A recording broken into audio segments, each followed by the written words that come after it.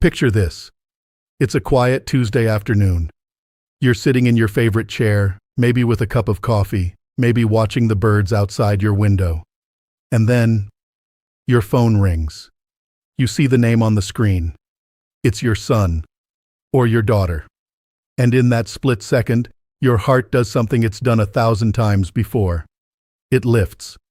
Because no matter how old they get, no matter how many years pass, they are still your child. And a call from them still means the world to you. You pick up. You say hello. And they say, "Mom, I'm in a little bit of financial trouble again." Or maybe it's, "Dad, I hate to ask, but I really need your help right now." And just like that, the warmth in your chest gets a little heavier. Because if you're being honest with yourself, this isn't the first time. And somewhere deep down, you've started to notice a pattern. The calls come when something is needed. The visits happen when there's a favor to ask. And the long stretches of silence in between, those happen when everything is fine for them. So let me ask you something, and I want you to really sit with this question. When was the last time your child called you just to ask how you are doing? Not to ask for money, not to drop off a problem, just to hear your voice, to check in, to say, "I was thinking about you today, and I just wanted to call." If you had to think about it for a while, this video is for you. I've spent more than 40 years as a psychologist, sitting across from thousands of people just like you, listening to stories just like the one you're living right now. And today, I want to share with you 4 things you can do when you find yourself in this painful, confusing, and far too common situation. These aren't just feel-good suggestions. These are real, psychology-backed steps that I've seen transform relationships, and more importantly, transform lives. Stay with me all the way through, because the 4th one might be the most important thing I say today. Let me be clear about something right from the start.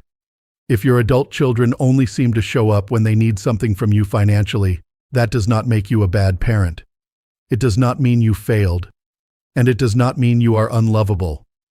What it does mean is that somewhere along the way, a very specific and very damaging pattern developed in your relationship. Psychologists call it a transactional relationship, where one person's presence, affection, and attention are essentially tied to what they can get from the other person. In healthy relationships, people show up for each other, not because of what they'll receive, but because of who the other person is to them. They call because they miss you. They visit because they enjoy your company. They check in because they genuinely care. But in a transactional relationship, the love, or what feels like love, comes with conditions attached. And when those conditions aren't being met, the relationship goes quiet.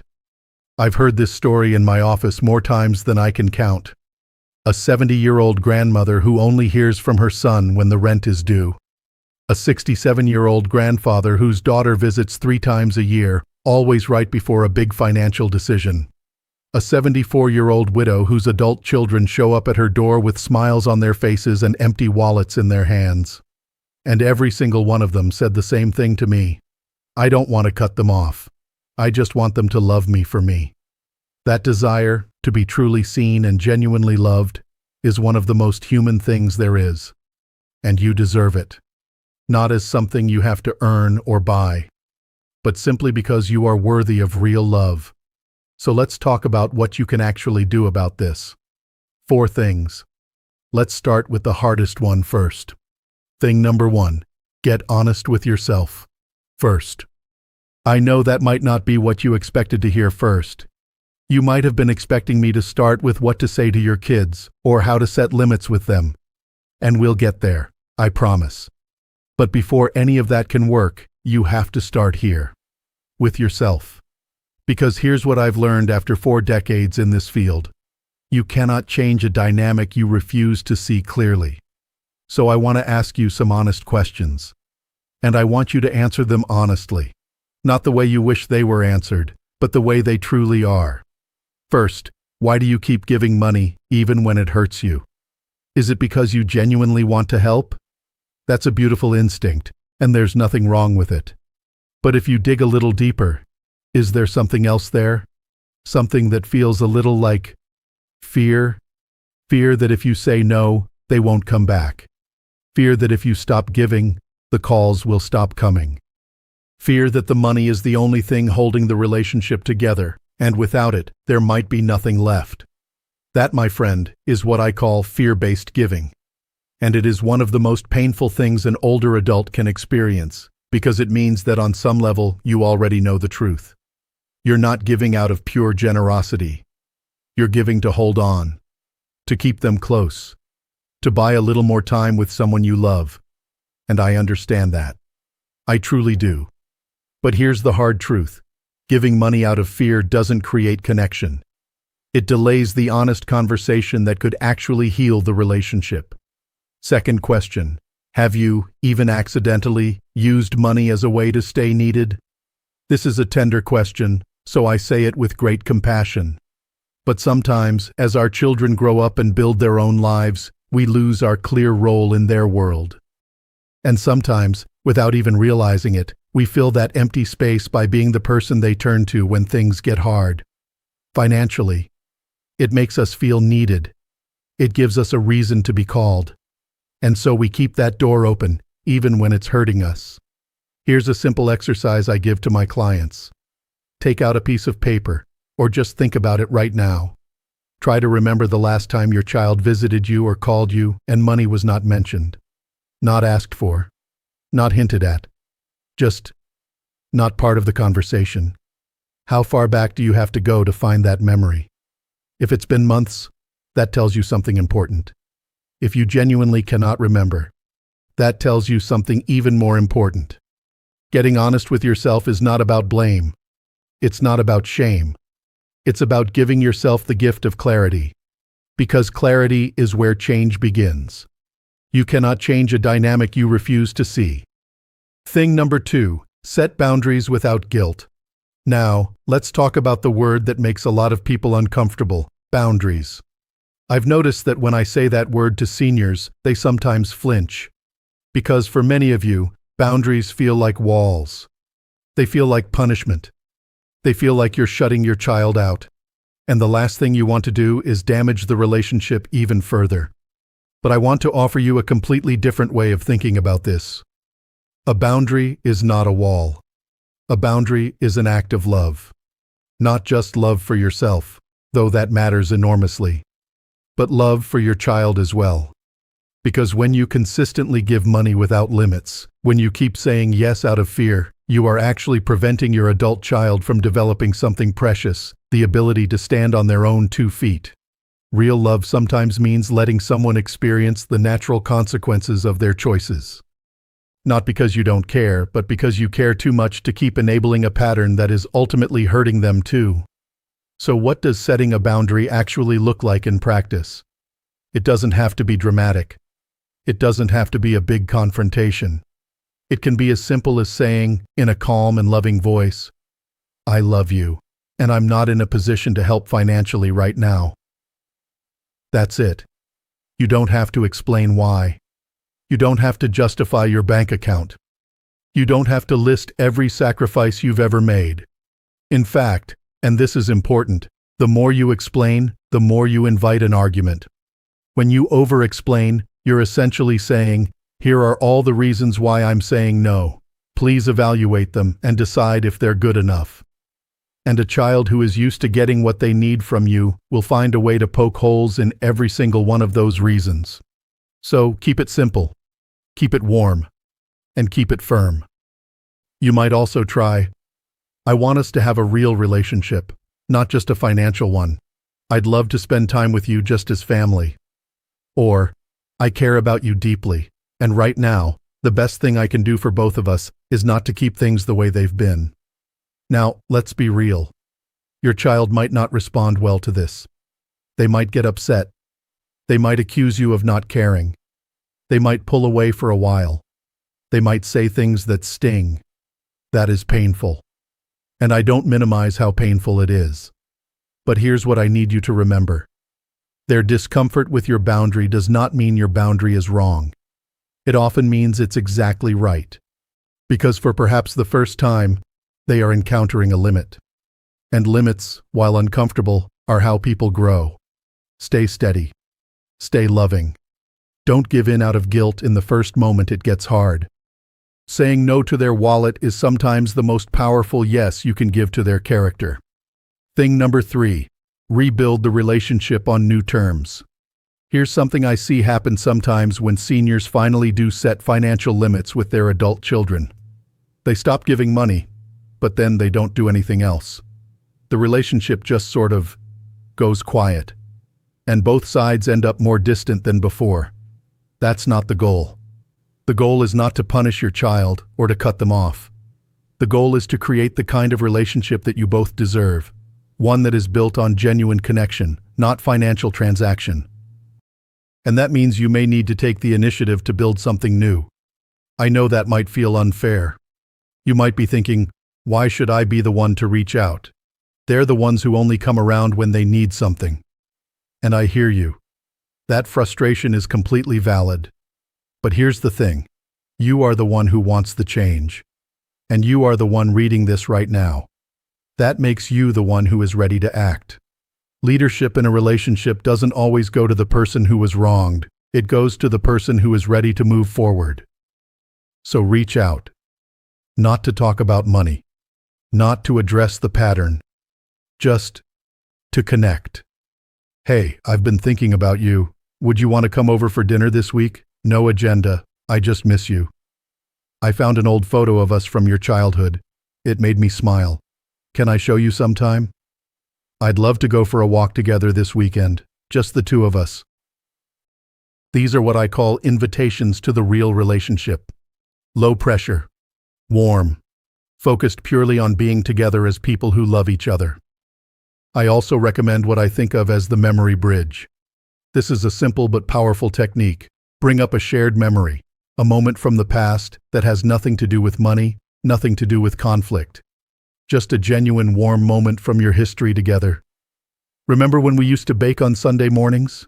I was thinking about that the other day and it made me so happy.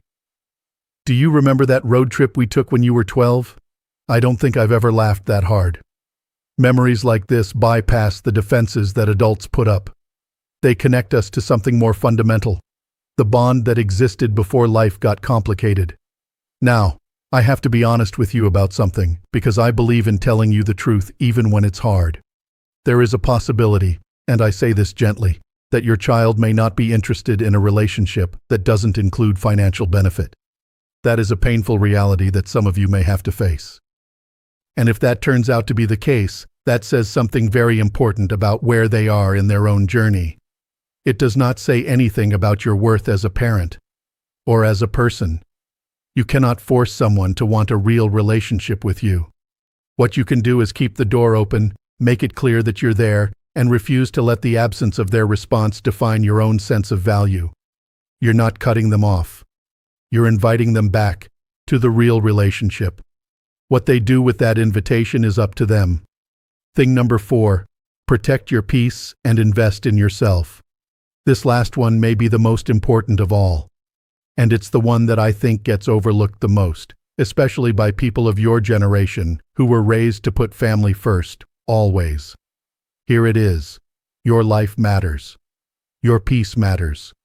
Your happiness matters. And it is not selfish to say so. Let me say that again, because I know some of you need to hear it more than once. Your happiness is not selfish. After everything you've given, the years, the sacrifices, the sleepless nights, the money, the worry, the love, you are allowed to live a life that is full and meaningful and yours. And here's something I've learned from working with seniors for over 4 decades. The people who age most beautifully, not just physically, but emotionally and spiritually, are the ones who have a life that does not orbit entirely around their children. They have friends. They have communities. They have hobbies and passions and purposes that get them out of bed in the morning with something to look forward to. They have themselves, and they've made peace with who that person is. So let me give you 3 specific areas to invest in right now. The first is community. If your social world has shrunk to the point where your adult children are your primary source of connection, that is a vulnerable place to be. Not because there's anything wrong with you, but because it puts an enormous amount of emotional weight on a relationship that is already strained. Seek out community that is yours. Senior groups at your local community center. A church or faith community. A hobby club. Volunteer work with an organization you believe in. A walking group. A book club. These aren't just activities. They are lifelines. They are the places where you are seen, valued, and connected, not because of what you can give, but because of who you are. The second is financial security. I'm not a financial advisor, and I won't pretend to be. But I will say this. If you have been regularly depleting your savings or retirement funds to support your adult children, please speak with a qualified financial professional as soon as possible. Your financial security in these years is not just about comfort, it is about your independence. It is about not becoming dependent on those same children in a few years because you gave away the cushion that was supposed to protect you. Protect what you have built. You earned it. You deserve to keep it.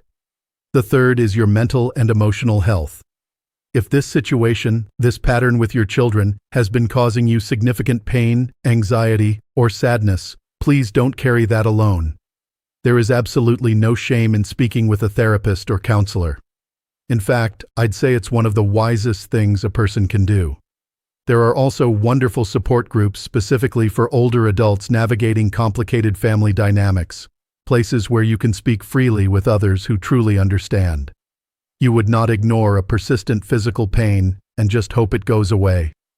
Please don't ignore emotional pain either. It deserves care. You deserve care. And finally, let me offer you this thought, because I believe it with everything I have. The best thing you can do for your children is to show them what a dignified, self-sufficient, fully alive elder looks like. Not a parent who gave everything until there was nothing left. Not a person who disappeared into their children's needs and forgot their own. But a human being who, even in the later chapters of life, is still growing. Still engaged. Still choosing joy. That is a gift to your children. Even if they're not ready to recognize it yet. Your happiness is not selfish. It is the most powerful lesson you can leave them. Before we close today, I want to share something with you. A story, real, though I've changed the details to protect privacy, that I've been thinking about as I prepared this video. A few years ago, a woman came into my office. She was 68 years old, sharp, warm, and absolutely exhausted. She had been financially supporting her daughter for nearly a decade, paying off credit cards, co-signing loans, covering rent when things got tight. And she told me that the only time she heard from her daughter was when a new crisis had arrived. "I feel like an ATM," she said. Not a mother. We worked together for several months. It wasn't easy. When she stopped giving money, her daughter stopped calling for almost 3 months. Those 3 months nearly broke her. But she held on. She invested in her own life. She rejoined a choir she had loved before everything got complicated. She made new friends. She rediscovered herself. And then, one evening, her phone rang. It was her daughter. And her daughter didn't ask for anything. She just said, "Mom, I've been doing a lot of thinking, and I miss you. Can we have coffee?" They still have a complicated relationship. It isn't perfect, but it is real. And that woman told me later that it was the most meaningful cup of coffee she'd had in years. I cannot promise you that your story will go the same way. I would not be honest with you if I did. Some adult children, when the financial support stops, will choose to stay away. And that grief is real, and it is valid, and it deserves to be mourned. But what I can promise you is this. Whatever happens with your child, you can begin again. You can build a life that is full and worthy and dignified. You can be seen and loved by friends, by community, by yourself. You raised them the best you could. Now, it's time to live the best you can. So let's bring it all together. If your adult children only seem to show up when they need your money, here are the 4 things to do. 1. Get honest with yourself first. Look clearly at the pattern and at your own role in it. Not with blame, but with clarity. Because change begins with the truth. 2. Set boundaries without guilt. You can say no with love. A limit is not a rejection. It is an act of dignity for both of you. 3. Rebuild the relationship on new terms. Reach out. Create space for real connection. And keep the door open, even if it takes time for them to walk through it. 4. Protect your peace and invest in yourself, your community, your financial security, your mental and emotional health, your life.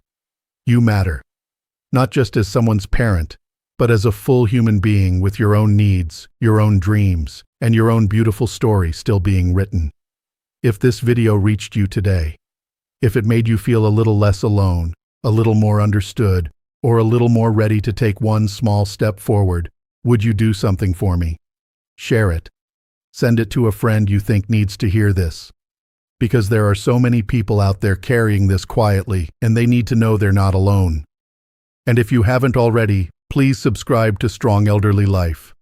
Every single week, we come together here to talk about the things that matter most in this season: your dignity, your peace, your health, and your joy. This is your community, and you belong here. I'll leave you with this. You are not just a resource. You are not just a wallet. You are not just a problem solver for other people's lives. You are a person, a full, worthy, irreplaceable person who deserves to be loved completely, just as you are. Don't you ever forget that. I'll see you in the next video. Take good care of yourself, because you are absolutely worth it.